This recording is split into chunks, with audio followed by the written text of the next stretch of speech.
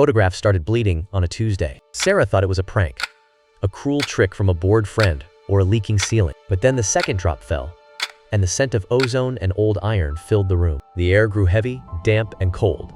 The kind of cold that seeps through clothing and settles in bones. A faint scratching sound began from within the photograph itself, like fingernails on the other side of the paper. Sarah's breath hitched, her fingers going numb as she realized this wasn't ink or water. This was something remembering how to be wet, how to be warm, how to be alive again. And whatever was in that photograph wasn't just bleeding, it was waking up. At first, I assumed my son was playing a cruel prank. But then I saw the blood was warm to the touch. The metallic scent of iron filled the air, thick and cloying, and it formed a deliberate trail, leading away into the oppressive darkness of the house. A trail from our living room wall led directly to the rose garden, to the one spot John had forbidden me to dig. The damp soil there smelled of iron and something sweetly rotten, like forgotten flowers. A cold dread settled in my chest, heavier than the silence that pressed around me. This was the place from our family portrait, now holding a secret that felt utterly wrong. The photo's surface, once glossy, now felt slick and damp beneath my trembling fingers. A metallic scent, like rust and old copper, hung in the air as the trickle thickened. Outside,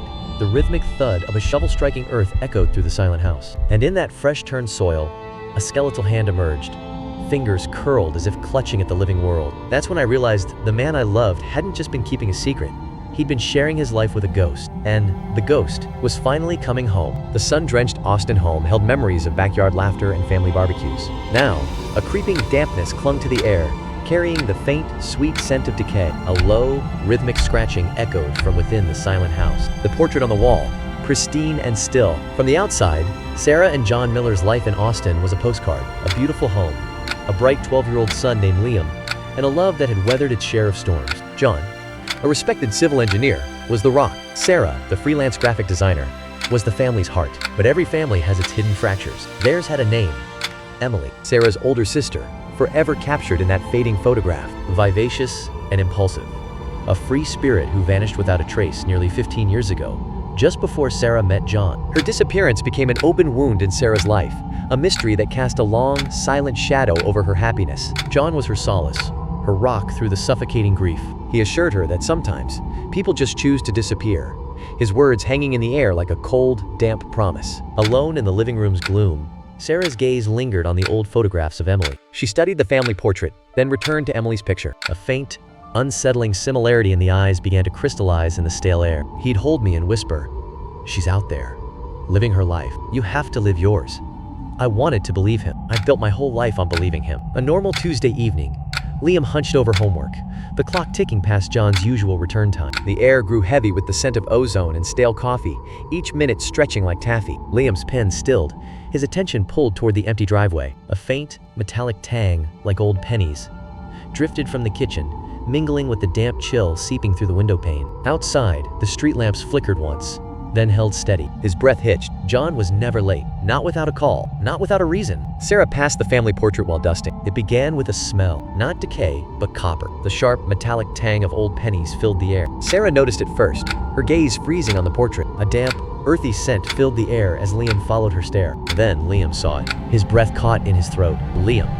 "Mom, why is Dad crying in the picture?" Sarah stared at the photograph, her gaze fixed on the painted corner of John's eye. A single, perfect bead of dark crimson began to well from the painted tear duct. It traced a slow, deliberate path down the canvas, gleaming with an unnatural wetness under the gallery lights. It had to be a trick, some elaborate illusion. But the metallic scent of iron now hung in the still air. At first, it seemed like a simple leak, or maybe just condensation, a sick joke from the old house. But when Sarah's fingers brushed against the moisture, it wasn't cold, it was unnervingly warm. And it didn't stop. The source wasn't the wall at all. It was weeping from the faded photograph hanging beside it. From John's blanched expression, from Liam's trembling hand, from the crimson heart she'd painted on the wall. Drip, drip, drip onto the lacquered floor. Sarah frantically tried to catch the drops with a towel, but the blood soaked through in dark, unmistakable blooms. In the low light, the portrait's expression seemed to shift.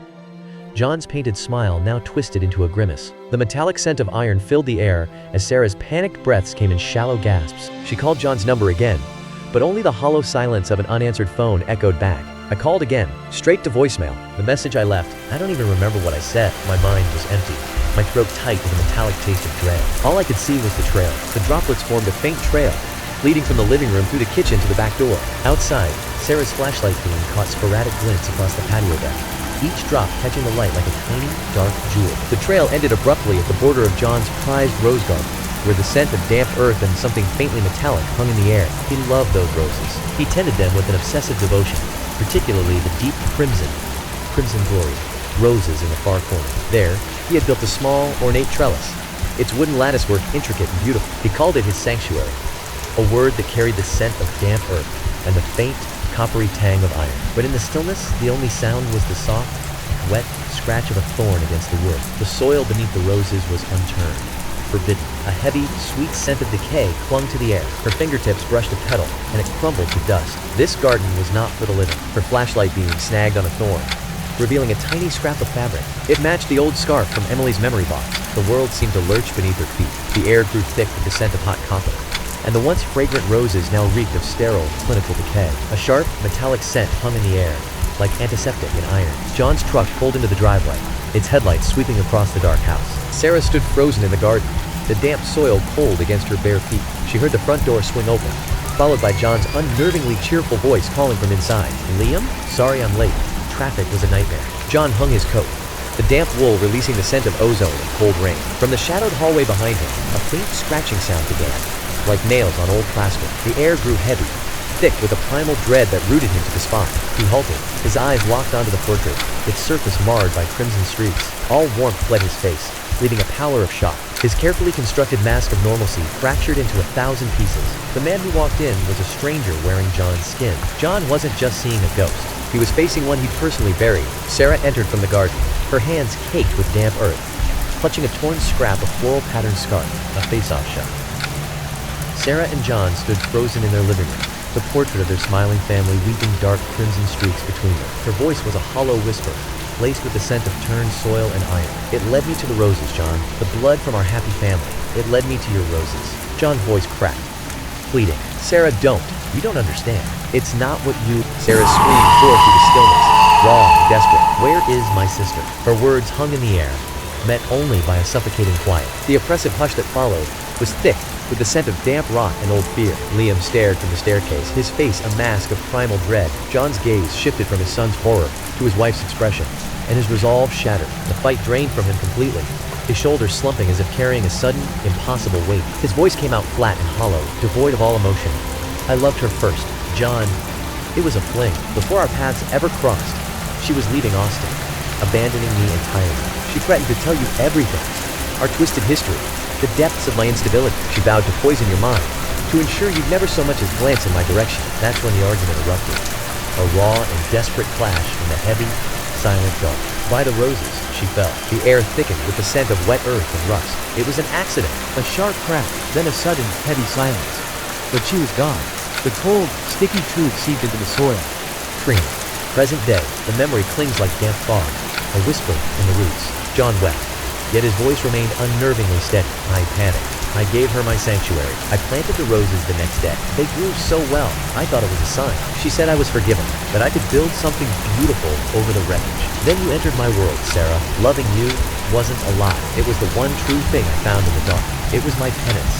My life with you was my only chance at redemption." Sarah stumbled back, her shoulder striking the wall with a dull thud. The portrait gave a final, wet drip that echoed in the stillness. "All these years, you comforted me," she whispered, the scent of old paper and damp rot filling the air. "You held me while I cried for her, your arms a cage of false comfort. Night after night, you lay beside me, the secret festering between us like damp rot. You knew you put her there, the knowledge of cold, metallic taste in the air." On the stairs, Sarah saw the ghost of Emily staring back from her own sister's eyes. The ultimate betrayal. Her fingers tightened around her phone, the screen casting a pale, accusing glow across her face. A faint, metallic scent of ozone lingered in the air, the only sign of the storm gathering within the room. "Please," John's voice broke through the heavy quiet, a raw plea that seemed to thicken the atmosphere. "Think of Liam. Think of our family."